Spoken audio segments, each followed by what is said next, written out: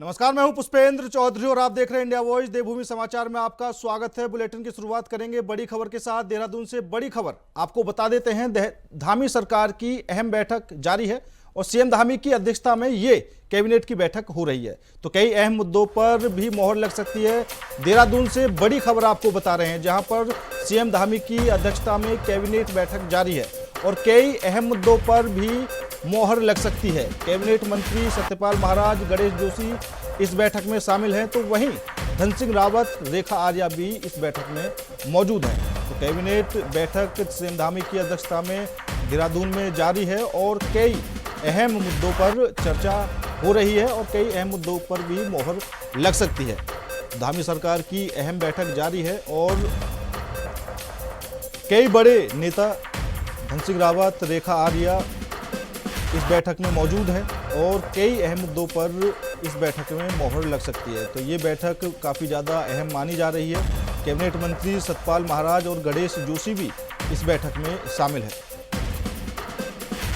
और इसी खबर पर ज़्यादा जानकारी के लिए हमारे संवाददाता अवैध केंतुरा हमारे साथ जुड़ चुके हैं। अवैध, सीएम धामी की अध्यक्षता में कैबिनेट की बैठक जारी है, क्या कुछ प्रस्ताव पर मोहर लग सकती है?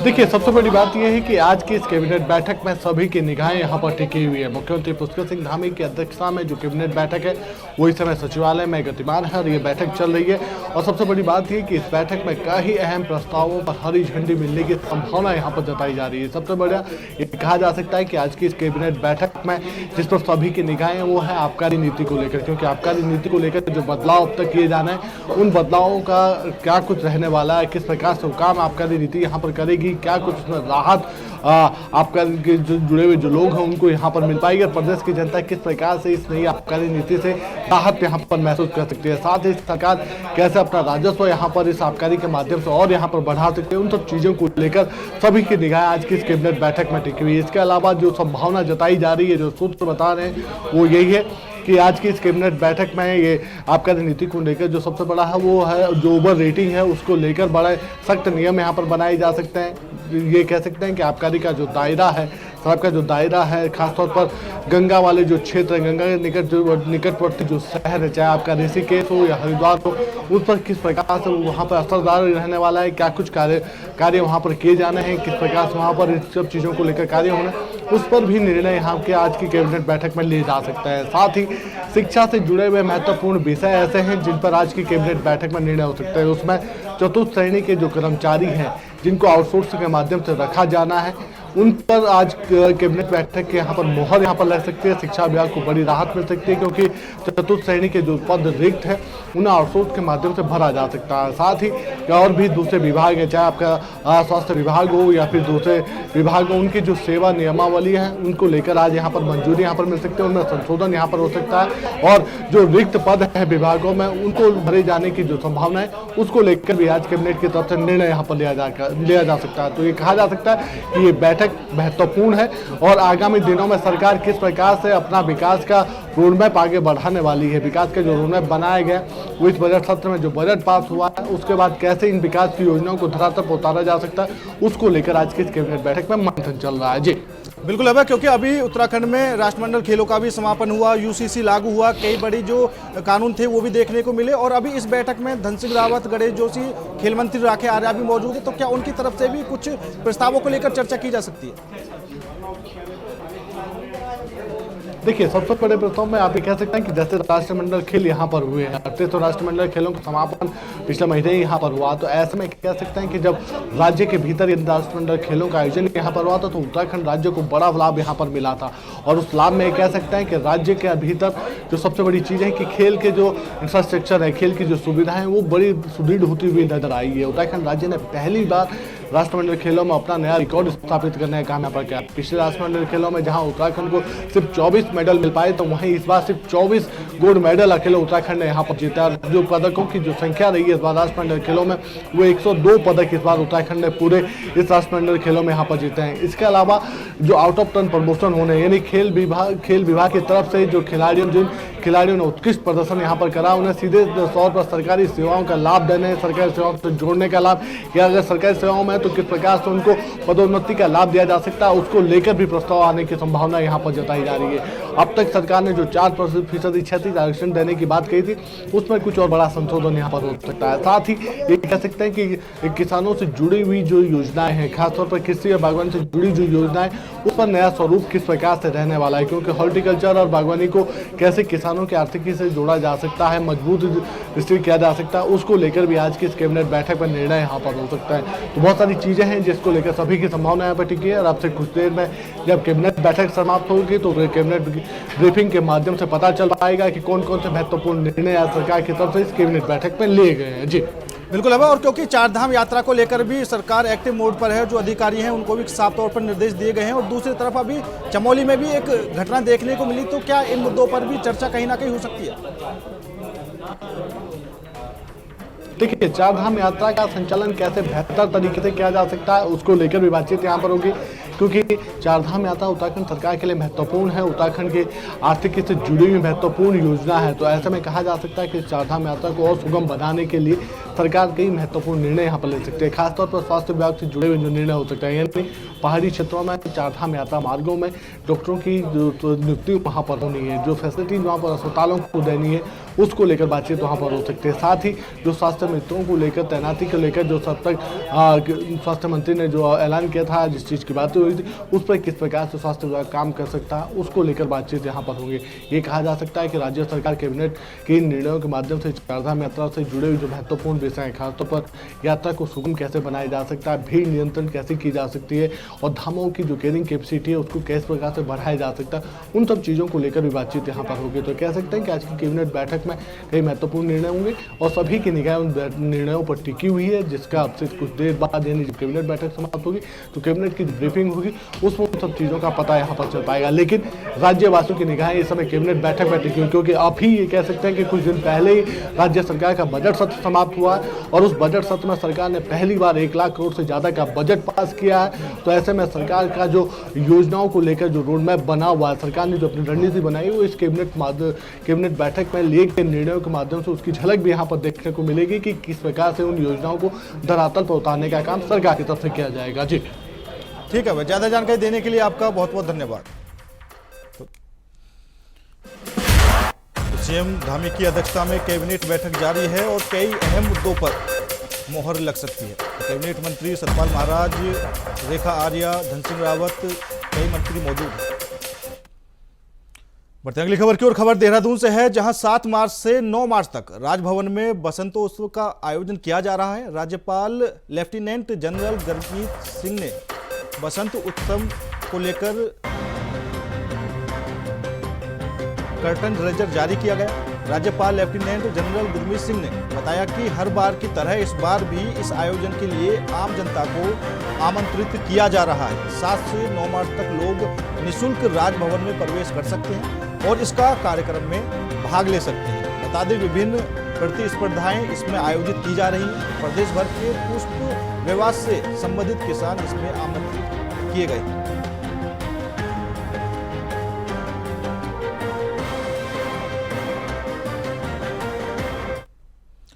खबर रुड़की से है, जहां रुड़की नगर निगम में बोर्ड की बैठक हो रही थी तो पत्रकार कवरेज करने के लिए सभागार पहुंचे तो रुड़की विधायक द्वारा पत्रकारों को धक्के देकर सभागार बाहर से निकाल दिया गया, जिसको लेकर पत्रकारों का कहना है कि पहली बार ऐसा हुआ है कि पत्रकारों को बोर्ड की बैठक में कवरेज करने से रोका गया है। इस पूरे प्रकरण को लेकर रुड़की में पत्रकारों में रोष बना हुआ है। ये तो कोई बात ही नहीं हुई। नितिन भैया मीडिया को बैन कर रखा। एमएनए साहब मीडिया मैं नगर निगम की बोर्ड बैठक 11 बजे होनी थी सुबह, तो मैं यहाँ पे कवरेज के लिए आई। तो मैं अंदर एंट्री कर रही थी तो नगर विधायक प्रदीप बत्रा और मेयर पति जो हैं उन्होंने एक्ट का हवाला देते हुए कहा कि आज मीडिया की एंट्री इसमें नहीं होगी, आपको बाद में ब्रीफ किया जाएगा, आप दूसरे सभागार में बैठ जाइए। तो मैंने उनसे सवाल किया कि हम लोग हर बार बोर्ड बैठक अटेंड करते हैं, तो इस बार ऐसा कौन सा नियम आप लेके आए हैं जो हमें बोर्ड बैठक अटेंड नहीं करने दी जा रही है। तो उन्होंने कॉन्फिडेंशियल कहते हुए और कई दूसरी वजह बोलते हुए एंट्री बैन है ये कहा। देखिए, फर्स्ट बोर्ड की मीटिंग थी और सबके प्रतिनिधि इन्होंने बाहर कर दिए और किस किस के प्रतिनिधि अंदर है अभी ये मीटिंग के बीच में या बाद में पता चलेगा। और देखिए, मीडिया को हमने पहली बार देखा है कि किसी भी मीटिंग में, ये बोर्ड मीटिंग नहीं, कोई भी मीटिंग हो, हिंदुस्तान की बड़े से बड़ी मीटिंग देखी हमने, इसके अंदर मीडिया को बैन नहीं किया जाता। ये पहला नियम कानून देखा कि आप लोगों को भी इन्होंने बाहर कर दिया। उत्तराखंड में स्मार्ट मीटर को लेकर सियासत थमने का नाम नहीं ले रही है। जहां एक तरफ सत्ता पक्ष स्मार्ट मीटर को प्रदेश हित के लिए बता रहे हैं, तो वहीं विपक्ष इस मुद्दे को लेकर लगातार सरकार को घेरता हुआ नजर आ रहा है। वहीं विपक्ष के बढ़ते विरोध को लेकर बीजेपी प्रदेश प्रवक्ता हनी पाठक का कहना है कि विपक्ष के सच को सब जानते हैं। जब कांग्रेस की सरकार रही तो उन्होंने जोर शोर से गरीबी हटाओ का नारा दिया, लेकिन उस समय 26% से ज्यादा गरीबी थी और आज के समय में 5% गरीबी स्केल है। बीजेपी ने हमेशा जनता के लिए कार्य किया और स्मार्ट मीटर सिटी की जरूरत है। स्मार्ट मीटर से जितनी बिजली इस्तेमाल की जाएगी उतना ही बिल आएगा, इसमें कोई अलग से शुल्क नहीं देना पड़ेगा। उन्होंने कहा कि कांग्रेस स्मार्ट मीटर के नाम पर लोगों को भ्रमित करने का काम कर रही है।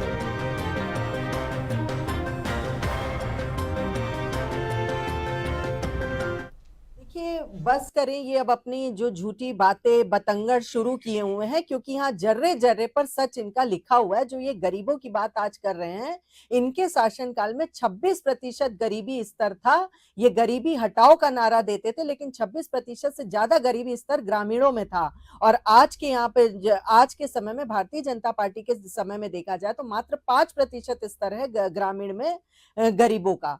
तो ये इन सब चीजों का आकलन करें और गरीबों की बात तो ये बिल्कुल भी ना करें। और जहां तक स्मार्ट मीटर की बात है, स्मार्ट मीटर निश्चित तौर पर स्मार्ट सिटी में स्मार्ट मीटर का लगना आवश्यक है और स्मार्ट मीटर से हमारी जनता को काफी राहत भी मिलेगी। स्मार्ट मीटर के बहुत से फायदे हैं। अगर हम घर पर नहीं हैं तो वो कोई भी कार्य नहीं करेगा स्मार्ट मीटर, तो जो हमारा एक्स्ट्रा शुल्क आता है वो नहीं रहेगा और हमें इससे पता होगा कि हम कितनी बिजली यूज कर रहे हैं, उस हिसाब से हम रिचार्ज करेंगे। तो स्मार्ट मीटर के ऐसे अनेकों फायदे हैं। तो जनता को गुमराह न करते हुए, मैं जनता को जो ये गुमराह कर रहे हैं वो मैं न करने की इनसे अपील करूंगी कि जनता के हित में ये फैसला है, इसको अपनाना चाहिए। इस तरीके से जनता को गुमराह कृपया न करें। इन दिनों हरिद्वार में सोशल मीडिया पर लाइक और व्यूज पाने के लिए कुछ लोग वन्य जीवों से जुड़ी वीडियो का लगातार प्रचार कर रहे हैं, जिसके बाद अब वन विभाग ने ऐसे लोगों पर चिन्हित कर कार्रवाई करने का मन बना लिया है। जानकारी देते हुए हरिद्वार के रेंज अधिकारी शैलेंद्र सिंह नेगी ने कहा कि कुछ लोगों द्वारा कई और वन्य जीवों की वीडियोज को हरिद्वार में प्रसारित किया जा रहा था, जिसके लिए हरिद्वार के डीएफओ वैभव सिंह ने अब एक टीम बनाई है जो कि इन वीडियो पर नजर रखेगी। और जो लोग इस तरह के कार्य कर रहे हैं उन्हें सबसे पहले तो वार्निंग दी जाएगी। अगर वह उसके बाद भी नहीं मानते हैं तो वन विभाग अधिनियम 1972 के तहत उन पर कार्रवाई की जाएगी।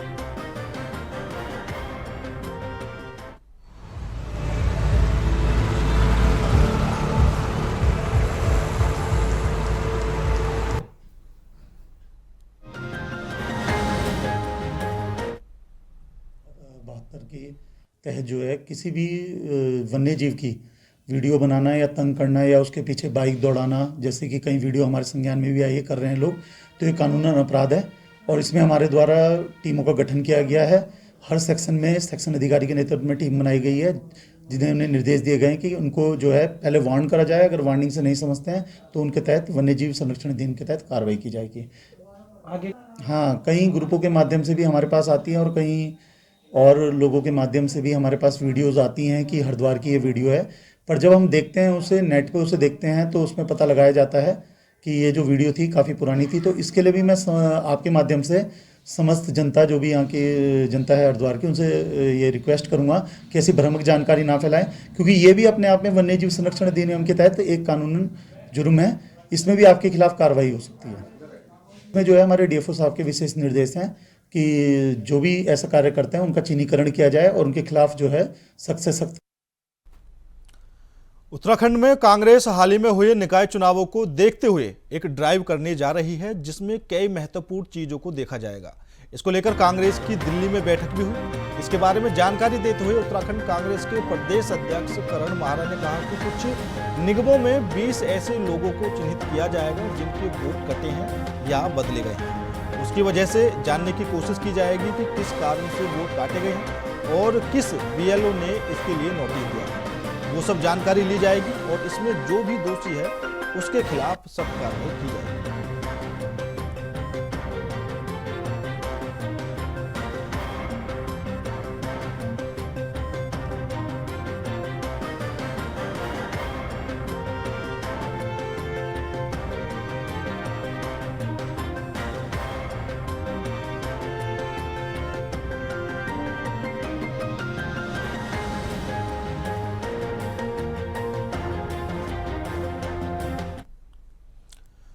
उत्तराखंड के माड़ा क्षेत्र में आए एवलांच में 56 मजदूर बर्फ में फंस गए, जिसकी वजह से काफी दिक्कतों का सामना करने के बाद उन्हें रेस्क्यू किया गया, जिससे 40 लोगों को सकुशल निकाल लिया गया और 8 लोगों की मौत हो गई। इस पूरी घटना में कांग्रेस ने सरकार को घेरने का काम किया है। उत्तराखंड प्रदेश अध्यक्ष करण महाराज ने कहा, इससे हाई एल्टीट्यूड वाली जगह पर ज्यादा ध्वनि तक वर्जित होती है, लेकिन उससे पूरे क्षेत्र में बिना रोक टोक के काम चल रहा था। हैवी मशीनों द्वारा वहां काम किया जा रहा था। मौसम विभाग द्वारा अलर्ट भी जारी किया गया, लेकिन उसको हल्के में लिया गया, जिस कारण 56 लोगों को हादसे का शिकार हो गए। ऐसे में जो भी संबंधित अधिकारी हैं उनके खिलाफ कार्रवाई होनी चाहिए।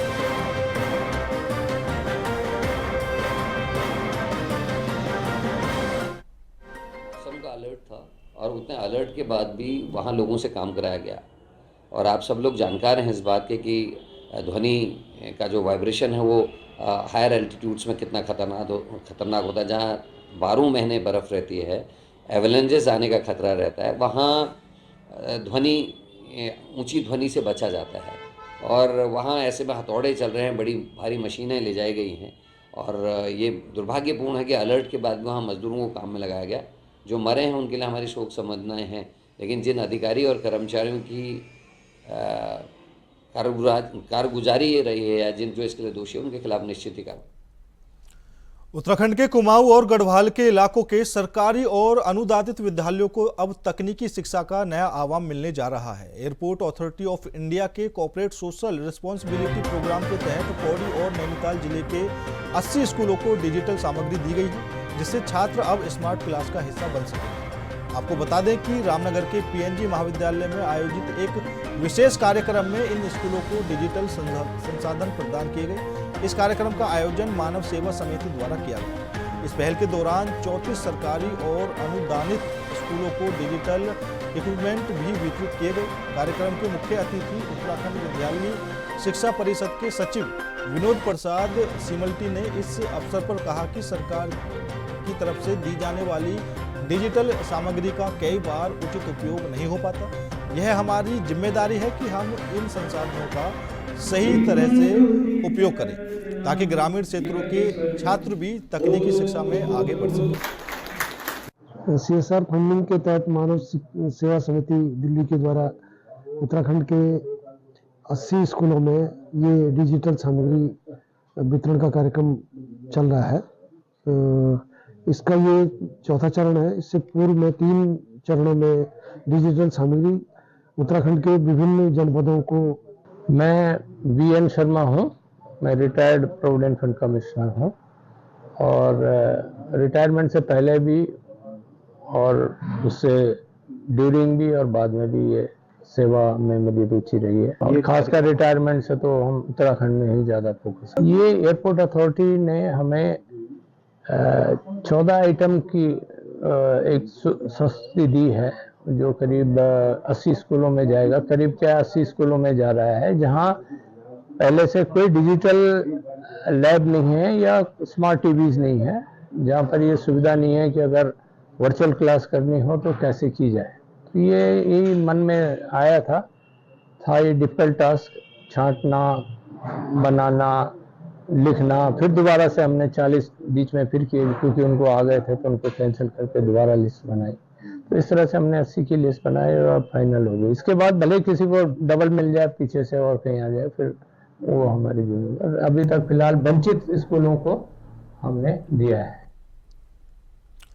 खबर जसपुर नगरपालिका क्षेत्र से है, जहां नए चेयरमैन और सभासद बन जाने के बाद नगरपालिका क्षेत्र में विकास कार्य शुरू हो गए हैं। लेकिन नगरपालिका क्षेत्र में कई ऐसी जगह भी हैं जहां ठेकेदार नगरपालिका को पलीता लगाते हुए नजर आ रहे हैं। कुछ ऐसा ही नजारा जसपुर के वार्ड नंबर 16 का है, जहां रास्ते पर नाले पर लगाए गए जाल को कुछ ही दिन हुए हैं, लेकिन जाल बदहाल हो गया है।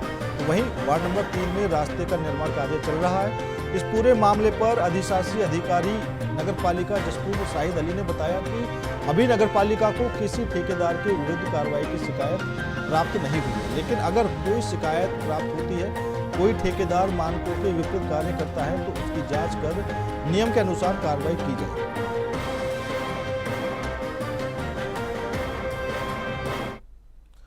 प्रदेश की जनजातीय समाज को प्रोत्साहित करने के उद्देश्य से राजधानी देहरादून के परेड मैदान में जनजातीय महोत्सव का आयोजन किया जा रहा है, जिसमें जनजातीय समाज के लोगों द्वारा सुंदर प्रस्तुति दिए जाने के साथ ही हस्तकला से बने हुए सामग्रियों, आयुर्वेदिक पर्यावरण संरक्षण के उत्पादों की स्टॉल लगाए गए हैं। इस मेले में भारी संख्या में युवाओं की भीड़ भी देखी जा रही है, जिसको लेकर जनजातीय कल्याण विभाग के कोऑर्डिनेटर राजीव सोलंकी ने बताया कि साल 2023 में मुख्यमंत्री के द्वारा इसकी घोषणा की गई थी, जिसका उद्देश्य जनजातीय समाज को प्रोत्साहित करना है। इस महोत्सव का आयोजन जनजातीय कल्याण विभाग और TRI के द्वारा संयुक्त रूप से किया जा रहा है और आज से अपने उद्देश्यों में सफल होता हुआ भी नजर आ रहा है।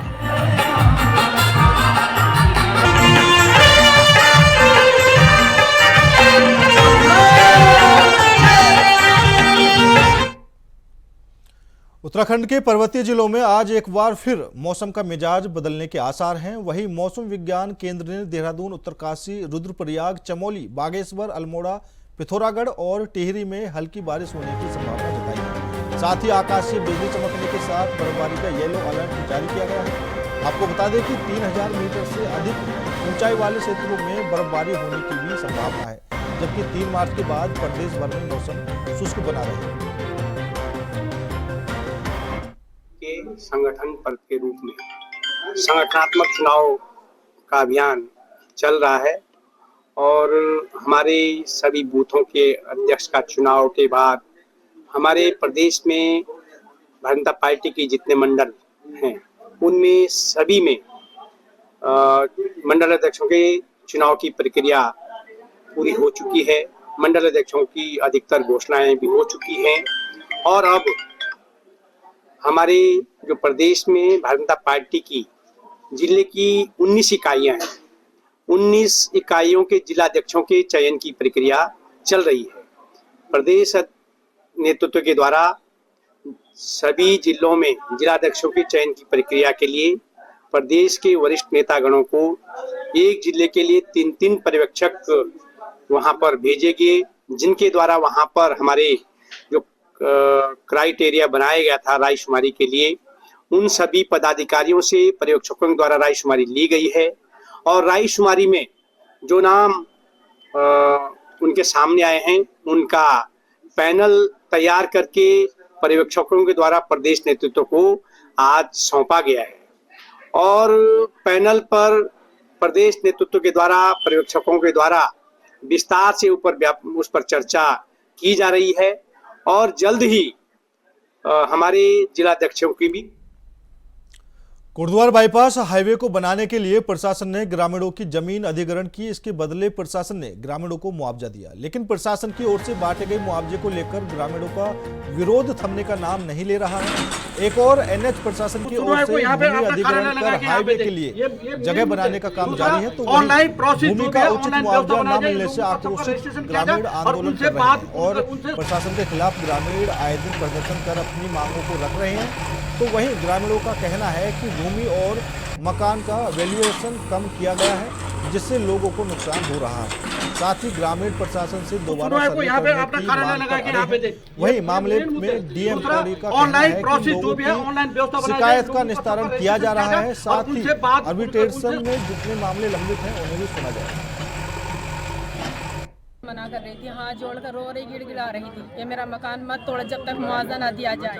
उन्होंने मेरी एक बात नहीं सुनी। मेरे छोटे छोटे बच्चे हैं, मैं मजदूरी करती हूँ, मेरा मकान तोड़ दिया, फिर भी मुझे यूँ कह दिया कि आप जो करना हो कर लो। उन्होंने मुझे ये धौंस दे के पीछे से मकान गिरा दिया मेरा जाके। अब क्या मिला? अभी तो बस कुछ भी नहीं। अभी बोला तो हाँ, आपके सामने बोल रहे हैं कि मतलब मुआवजा मिलेगा। क्या मिलेगा उन्होंने मुझे लिख के भी नहीं दिया। मैंने बोला आप लिख के दे दो तो कुछ सबूत तो दो थोड़ा बहुत। उन्होंने कुछ भी नहीं बोला मेरे को। क्या नाम है आपका? मेरा नाम रूहाना है। फिलहाल मेरे साथ इस बुलेटिन में इतना ही। बाकी देश और दुनिया की तमाम खबरों के लिए देखते रहिए इंडिया वॉइस।